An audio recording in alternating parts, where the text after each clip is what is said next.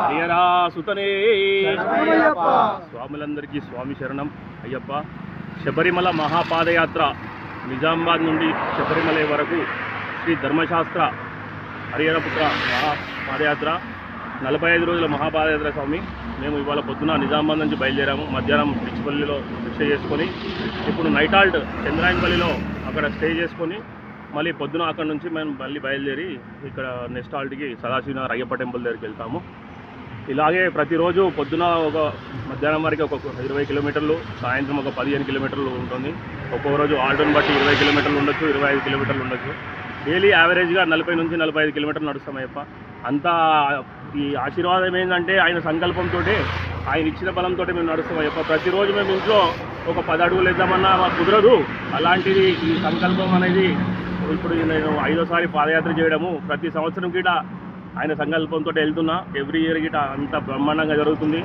ఈ పాదయాత్ర జరుగుతున్న రోజులు అసలు ఏమీ అలుపు సులుపు అనేది ఏమి లేకుండా మంచిగా ఉత్సాహంగా ఉల్లాసంగా వెళ్తున్నాము. ప్రతి సంవత్సరం కొత్త కొత్త స్వాములు అసలు అడగకుండానే కన్యస్వాములు మాల వేసుకొని ప్రతి కొత్త సంవత్సరంలో పాదయాత్ర చేస్తున్నారంటే అసలు ఊహించని విధంగా ఉన్నది. కన్యస్వామి మాల వేసుకోవడం ఏంది, మహాపాదయాత్ర రావడం ఏంది అసలు ఊహించని విధంగా ఉంది.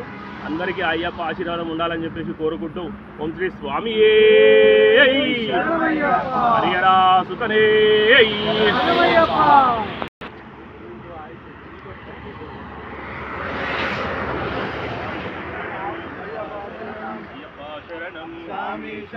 భగవాన్ శరణం భగవతి శరణం దేవన్ శరణం దేవీ శరణం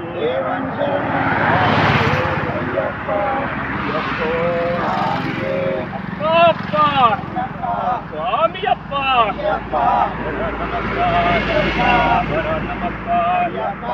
కొండకప్ప వస్తున్నమప్ప అన్నీ వదిలి వస్తున్నమప్ప తండ్రివి నీవే తండ్రివి నీవే గురవన్ గురువే ఓం గురునాథ సద్గురునాథ నాథనాథ